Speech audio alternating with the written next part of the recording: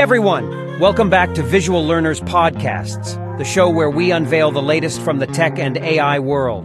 Today we've got an exciting episode lined up for you as we unpack all the major announcements from the Qualcomm Snapdragon Summit 2024 and the sponsor of my favorite soccer team, Manchester United. This event was packed with groundbreaking revelations, and we're going to break it all down, especially Qualcomm's new Snapdragon 8 Elite chip and its game-changing AI features. So sit tight and get ready for a tech-packed ride as we explore what Qualcomm has in store for the future of smartphones, AI, and more. As usual, let me break down a little bit about the biggest reveal of the event, and then I will hand over to the podcasters. Let's start with the Snapdragon 8 Elite, which Qualcomm unveiled as the crown jewel of their latest summit. It's not just another smartphone chip, it represents a leap in AI capabilities, power efficiency, and immersive experiences. Qualcomm is betting big on AI, and with this chip, they're bringing that vision to life in a way that's bound to impact everything from mobile gaming to photography to augmented reality. At the heart of Snapdragon 8 Elite is an advanced neural processing unit, NPU, that is said to deliver up to 10x faster AI performance compared to its predecessor. This level of AI integration is a game changer. Qualcomm is positioning AI as the engine that drives everything, from faster, more intelligent voice assistants to seamless multitasking and even predictive behavior. Your phone will not just be powerful, it'll understand you better than ever. Imagine your device automatically adjusting to your needs throughout the day. Okay, as promised, without further ado, let's now move over to the actual hosts of the podcast. Meet the new Snapdragon 8 Elite chip, coming to the next Android flagships. And there are three major upgrades here: gaming, camera, and performance. For gaming, the 8 Elite now supports Unreal Engine 5. And with it, for the first time on mobile, nanite support. I was blown away by the sheer number of triangles all being rendered in real time. These are by far the best graphics that I've ever seen on mobile. On the camera side, the 8 Elite's Hexagon NPU now communicates directly with the ISP. This unlocks features that were previously impossible, such as object eraser for video, real-time video relighting, and much sharper zoom. As for performance, the 8 Elite now features Qualcomm's second-generation Orion cores, which were first seen in the Snapdragon X Elite chip, a desktop chip. The 8 Elite now even surpasses the X Elite in terms of single-core performance, and compared to the A Gen 3, it delivers 45% more CPU power, 40% more GPU power, whilst being 44% more power efficient. The Snapdragon 8 Elite is a true powerhouse, and I cannot wait to see it in the next Android flagships. I'm very excited to introduce the Snapdragon 8 Elite. Thank you. Thank you. As you can see, our top-tier Snapdragon 8 platform has a new name with a new visual design. The 8 Elite delivers industry-leading performance for the experiences that matter most. From the apps that you use every day, like browsing, entertainment, immersive gaming, to multimodal Gen AI and professional quality camera experiences. Let me tell you why 8 Elite is the best mobile platform ever produced. Welcome to your deep dive. Today we're diving into the world of smartphone chips, specifically the Snapdragon 8 Elite. We've got these two articles here from gsmarina.com and Android Central, and man, it sounds like Qualcomm is pulling out all the stops with this one. Yeah, they're really up in their game this time around. Okay, so let's talk about why this chip is such a big deal.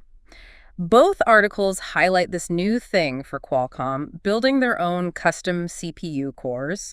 I think they're calling them Orion cores, and apparently this is a pretty big deal. They haven't done this since the Snapdragon 805, so how big of a change is this? It's huge EE. By building its own cores, Qualcomm has way more control over the performance and efficiency. You see, it's kind of like tailoring a suit. It's a better fit when you make it yourself instead of just buying one off the rack. Oh, okay, I see what you're saying. So it's like a custom-built engine for a phone instead of just using something generic. Exactly. And Android Central even hinted that this could put Qualcomm back in the race with Apple's chips, which have been leading the pack for a while, Oh, wow. Okay, so this is serious business. Both articles mention some big numbers, too, like 45% faster CPU, 40% faster GPU, even better battery life. This all sounds almost too good to be true. Well, yeah, those numbers are impressive for sure, but keep in mind those are theoretical maximums, Real-world performance, it always depends on how the phone manufacturers actually integrate the chip. But still, even with that said, the move to TSMC's 3nm process node is a game changer. That's what allows for those higher speeds and efficiency improvements. That makes sense. GSMarina.com also mentioned something about the Snapdragon 8 Elite being the first to support Unreal Engine 5.3, and as a gamer, that definitely caught my eye. Oh, yeah, mine too. Yeah. That's huge. This means we could be seeing, like, console-quality graphics on our phones very soon. Wow, really? Yeah, it's all thanks to the new Adreno GPU and support for some really advanced rendering techniques, like Nanonite. Imagine playing a game on your phone, but with insanely realistic environments and incredible detail. Whoa, that's next-level stuff right there. Both articles also touched on some big AI improvements, but to be honest with you, I'm still a little fuzzy on what AI actually does for a phone. Yeah, a lot of people are. Think of AI as like the brains behind the scenes. In this case, it's all about the new Hexagon NPU, right? So you're getting faster processing for AI tasks, which translates to all those cool new camera features and stuff. Okay, I'm listening. Like, for example, Android Central talked about this real-time semantic segmentation for way better portraits and videos. It's wild. Basically, the phone can actually understand what it's seeing, and then it adjusts everything accordingly. Okay, now you're speaking my language. AI is starting to sound pretty cool. GSMarina.com actually listed a bunch of brands that are already lined up to use the Snapdragon 8 Elite. Sounds like it's going to be everywhere pretty soon. Yeah, you had Xiaomi, OnePlus, Honor, all the heavy hitters. It'll be interesting to see how fast they can get these phones on the market, but it seems like Qualcomm is pushing for a pretty quick rollout this time. Wow, okay, so there's a lot to unpack here. Let's dive into some of these features in more detail because this is already blowing my mind. Let's do it. So one of the biggest changes with the Snapdragon 8 Elite, it's the CPU core configuration. They've completely ditched the usual setup of performance cores and efficiency cores. Oh, really? So no more of that. Interesting. Yeah. They went all in on performance this time with 8 powerful Orion cores. 8? Wow, okay, so they really said hold my energy drink with this one. But no more efficiency cores, huh? That's a pretty bold move. What made them go in that direction? Well, it seems like Qualcomm is betting big on the idea that by focusing purely on high-performance cores, they can create this, unparalleled user experience, especially for things like, gaming or content creation, stuff that really needs that extra horsepower. Okay, so it's like they swapped out the family sedan for a sports car. Yeah. All about that speed and power. But doesn't that usually mean sacrificing, fuel efficiency? What about battery life with this thing? That's the million-dollar question, right? The move to the 3-nanometer process node, it does help with energy efficiency inherently. But yeah, those 8 Orion cores, they're power hungry, no doubt about it. I bet. So what they're doing is they're relying on this 2-cluster design. The idea is to distribute tasks more effectively and hopefully keep things running a little cooler. So it's like having a team of elite athletes, right? Each one is capable of amazing things, but they got to work together or they'll burn out. Speaking of burning out, we were talking about cooling earlier. My current phone, it's got a pretty high-end chip, but man, when I'm gaming, it feels like I'm holding a hand warmer. Does the Snapdragon 8 Elite do anything to address that? Yeah, the overheating issue, right? It's a classic problem. It's tough to say for sure until we see it in action, but on paper, the 8 Elite does have a few tricks up its sleeve. For one, the 3-nanometer process should generate less heat in general. Plus, like I said, that 2-cluster design is supposed to help prevent the chip from getting overloaded. Okay, so smaller transistors, less heat overall, and a more efficient workflow. Got it. But it's not all on the chip, right? I mean, the phone's cooling system has to play a role too, doesn't it? Absolutely. It's definitely a team effort. Even with the most efficient chip in the world, you still need a good cooling system to keep things from getting too toasty. That's where the phone manufacturers come in, with all those innovations like vapor chambers and graphite pads, even active cooling systems in some cases. So it's like you can have a super powerful engine, but you still need a top-notch cooling system to keep it from overheating. For our listeners out there who are ready to grab a Snapdragon 8 Elite phone right now, what should they be looking for when it comes to cooling? Any tips? Yeah, definitely pay attention to the materials, especially on the back of the phone. Metal backs, they might look cool, but they trap heat like crazy. Oh, yeah. Good point. Glass or plastic, they're usually better at dissipating that heat. And keep an eye out for anything in the specs that mentions vapor chamber cooling or graphite thermal pad. Good to know. So kind of like choosing the right workout gear, breathable fabrics are key. Exactly. And, don't forget to check out user reviews too.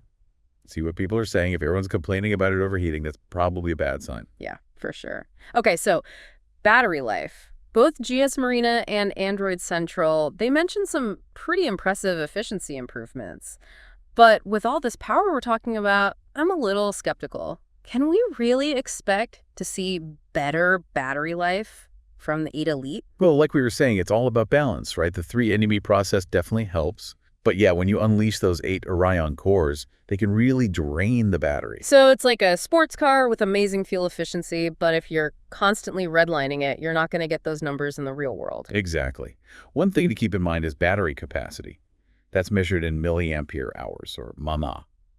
Bigger battery generally means longer usage time. Makes sense. Bigger fuel tank, go further. Right. But it's not just about the hardware. Software optimization plays a huge role too. You want a phone with clean software, something that doesn't waste power on unnecessary background processes and stuff like that. And of course, how we use our phones makes a difference. If we're always gaming or streaming videos, the battery is going to take a hit no matter what. Oh yeah, for sure. Usage patterns definitely matter. So, bottom line, the Snapdragon 8 Elite's impact on battery life, it's a bit of a wild card. Like, the potential for improvement is there, but it depends on a lot of different factors. Pretty much. All right, let's switch gears a bit and talk about the image signal processor, or ISP. GS Marina mentioned some deeper integration with the Hexagon MPU, which I think is super exciting, especially for photography. Okay, I'll admit ISPs are a bit of a mystery to me. What is that exactly? So imagine a world where your phone's camera doesn't just capture pixels. Yep. It actually understands what it's seeing, kind of like a professional photographer framing up the perfect shot. That's what this deeper integration of the ISP and MPU can do. Okay, now you're speaking my language. So what kind of magic can this dynamic duo do? Well, for starters, the Snapdragon 8 Elite has this thing called real-time semantic segmentation. Remember how we talked about the phone actually understand what it's seeing? This is what I was talking about. So let's say you want that blurry background effect, that bokeh.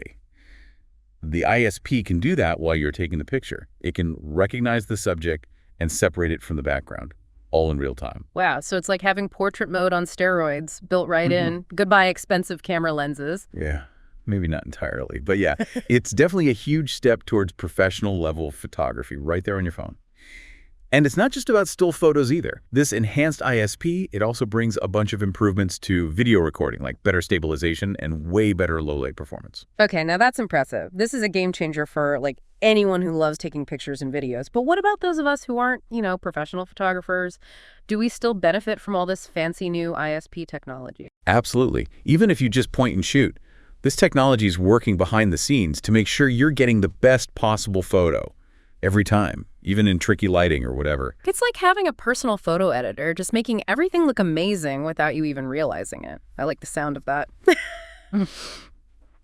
Okay, let's move on to another really important thing. Connectivity. Buckle up, because things are about to get really interesting here. You got my attention. Hit me with the need for speed. Okay, you teased some serious speed, so spill the beans. What kind of connectivity can we expect with the Snapdragon 8 Elite? All right, get ready, because we're talking about the Snapdragon X85G modem and the Fast Connect 7900 mobile connectivity system. Basically, Qualcomm's latest and greatest when it comes to staying connected. Okay, I'm going to need you to unpack those names and tell me what they mean for us regular folks. What are we talking about here speed-wise? All right, imagine this download speeds up to 10 Gbps. Whoa, hold on. Did you say 10 Gbps? That's crazy fast. What could you even DO with that much speed on a phone? I'm talking like downloading a 2-hour HD movie in less than a minute. Streaming 4K videos. Forget about buffering, it's a thing of the past. Massive game downloads, done in the blink of an eye. Plus, cloud gaming, that's going to be unbelievably smooth. Okay, you've officially blown my mind. It sounds like the future is here. But let's be real for a sec. 5G coverage, it's still not great everywhere. So what happens when you're stuck with a bad connection? Don't worry, the Snapdragon 8 Elite has got you covered. Remember that Fast Connect system I mentioned earlier? It's not just about 5G. We're also talking about the next generation of Wi-Fi, Wi-Fi 7. Wi-Fi 7? Is that even a thing yet? It is, and it's crazy fast and reliable. Even better than what we have now. Think super fast speeds, lower latency, and a rock-solid connection, even if you're in a crowded coffee shop. Okay, so even with 20 other people on their laptops, I can still crush those downloads. You're speaking my language. That's the idea. The Snapdragon 8 Elite is designed to keep you connected no matter what. I'm sold. Okay, one last thing before we wrap up, and it's kind of the elephant in the room. Both articles we looked at, they mentioned that Qualcomm's aiming to take on Apple's A-series chips with the Snapdragon 8 Elite. Those have been like the gold standard for so long. Can they really compete? It's the question everyone's asking. Apple has set a high bar, for sure. But Qualcomm is bringing their A game this time. It's going to be interesting to see how it all plays out. So it's like a battle of the tech titans. Exactly. And the best part is we all win. This kind of competition, it pushes everyone to innovate, which means we get better, more powerful devices in the end. I love that. It's not about picking sides. It's about appreciating the progress, right? Right. The Snapdragon 8 Elite is a perfect example of just how far mobile technology has come. It's pretty amazing, that's for sure. Well, we've covered a ton of ground today about the Snapdragon 8 Elite. Any final thoughts before we wrap up? I think the biggest takeaway is that this isn't just another chip upgrade. This feels different. It's like a whole new level of performance and features, and it's going to change what we expect from our smartphones. I totally agree. It's a game changer. And the way AI is being integrated into every aspect of it is super exciting. This is just the beginning. Totally. We're entering a new era of mobile. Well said. All right, everyone, that's it for today's deep dive. Huge thanks to you for joining us, and a special shout out to gsmarena.com and Android Central for the awesome articles. Be sure to check those out for even more info. Until next time, happy exploring.